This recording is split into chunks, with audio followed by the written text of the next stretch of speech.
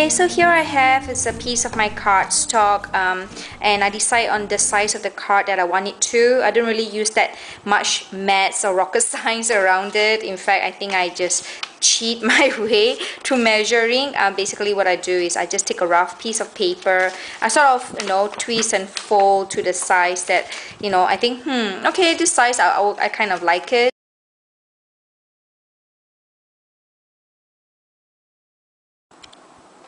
Okay, so I'm going to use this rocket science of eyeballing, and I'm going to line up my black cardstock against the grid lines of my cutting pad, and I decide that, so I straighten one of the edge here with one of the lines, so I know it's straight, and then I decide that, okay, I want my frame to start about 2 lines down.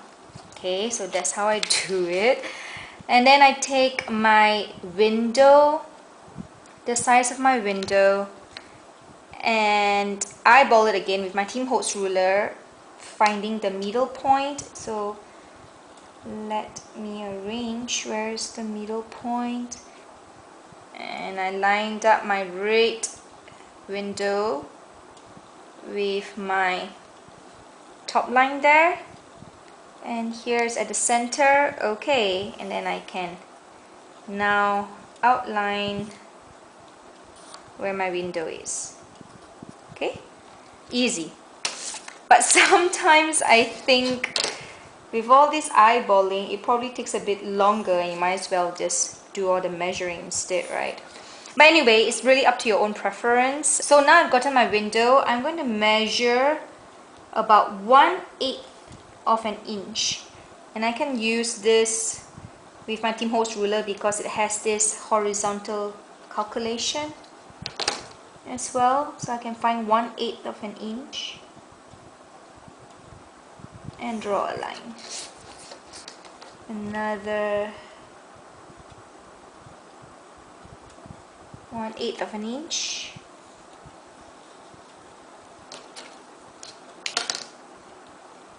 So now here you see that there is 2 squares, the inner square and the outer square, and they are both 1/8 of an inch apart, and I'm going to cut from the outer square corner all the way to the other outer square corner, and again cut from the outer square corner all the way to the other outer square corner, so it will be a cross.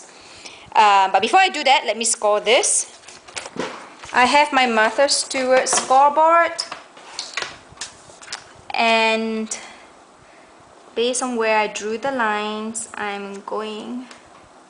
need to find a groove.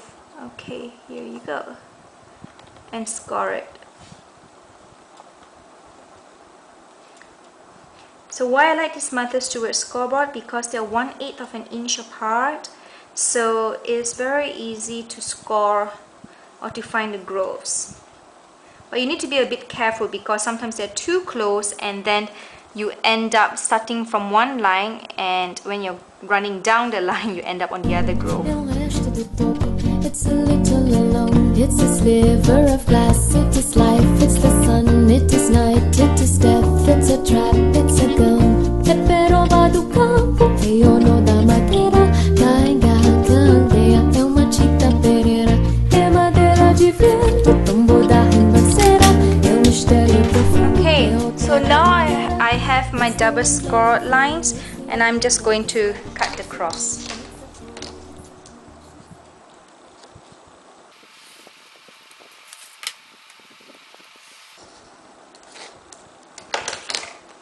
Okay, so this will be my front, and for the outer score, I'm going to fold it in.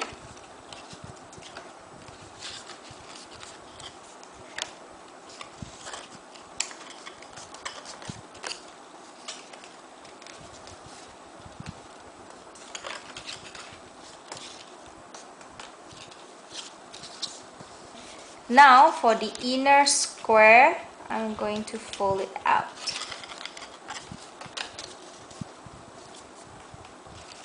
So this is the inner square, and this, so I'm going to fold it out.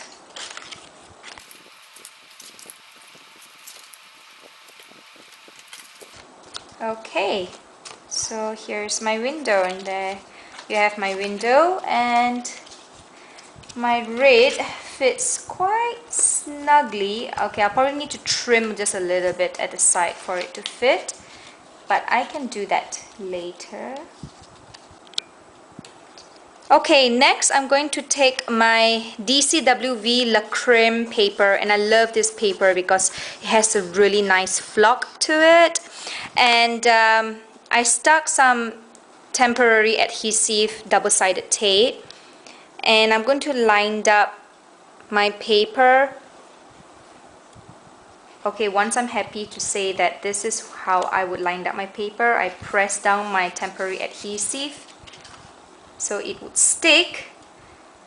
And again, using my rocket science of eyeballing, I'm going to cut the window. Yeah, so I'm lining up, I'm drawing the lines against the outer layer of the window of the bigger square here. Okay, and if you prefer the science and mathematics to it and all the measuring, please do check out Split Coast Stampers, and I'll put the link below, and she gives you precise maths on how to do this. But I'm just, you know, I'm just doing it the fun way that I like. Okay, and so I'm going to cut this window out now. It's the wind blowing free, it's the end of the slope. It's a gleam, it's a void, it's a hunch, it's a hope. And the river. Okay, now I've cut this window out. I need to cut my frame out as well.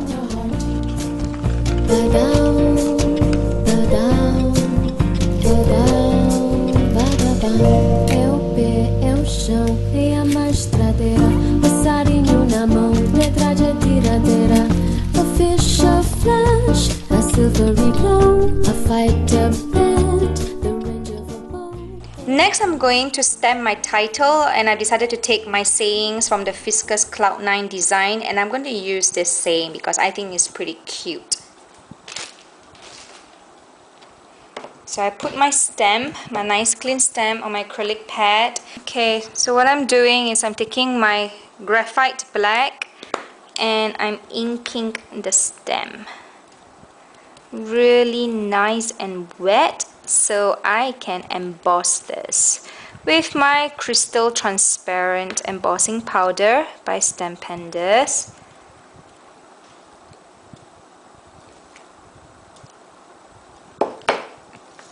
Okay, that was a nice stamp, and pouring the embossing powder on it.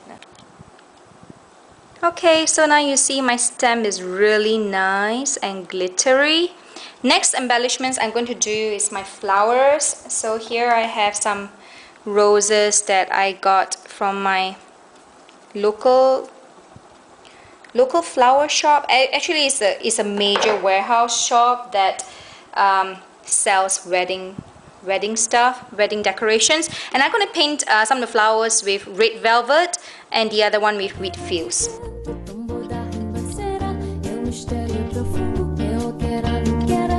It's the wind blowing free, it's the end of the slope. It's a gleam, it's a void, it's a hunch, it's a hope. And the riverbank talks of the waters of March. It's the end of the strain, it's the joy in your heart.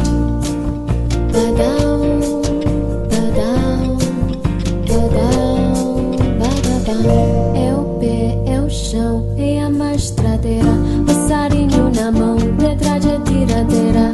A fish, a flash, a silvery glow, a fighter bed, the range of a bow. É o fundo do poço, é o fim do caminho. No rosto desgosto, empurro sozinho. Aspira, spike, a point, a nail, a drip, a drop, the end of the day.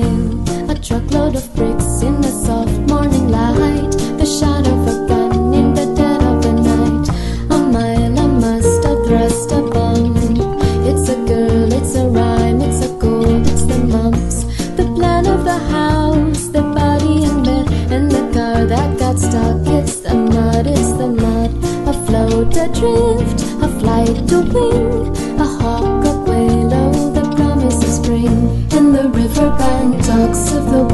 of March. It's the promise of life, it's the joy in your heart. And the river ran talks of the waters of March. It's the promise of life, it's the joy. Okay, so finally I let that dry. I let the glue dry for about 10 minutes. 10 to 15 minutes, of course. The longer the better. And now is the finale, where I can stick my front cover. So I'm sticking it with double-sided foam. And this double-sided foam, unfortunately, is not... Okay, making sure I stick it properly. This double-sided foam is not acid-free, unfortunately. Okay. I'm just lining it up and sticking it down.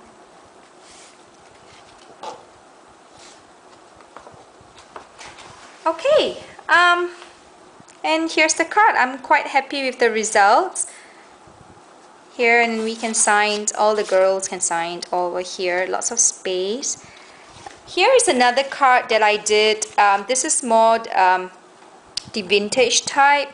And this, I did it the other way around. I cut this recessed window on this paper instead. So instead of cutting it on the black paper and putting foam stickers to stick, so how that would turn out would be, you have a recessed window, you don't have any double-sided tape, any double-sided foam. I cut this blue paper and stuck it on without any double-sided foam. And then with this, I have to score it. This is the size of my card. I score it here. And then from this edge to the behind edge is another 1/4. 1/4. There you can see the line in the middle, which I scored it wrongly. But it's basically about 1/4 of an inch apart. So it becomes like that. Can you see that? Yeah. So I did this card for my husband.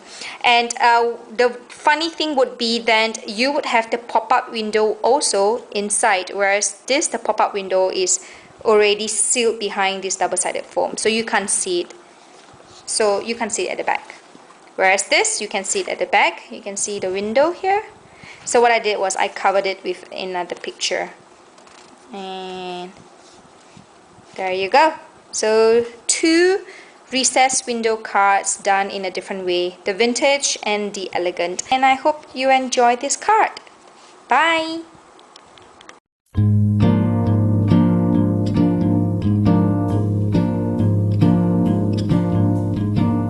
A stick, a stone, it's the end of the road.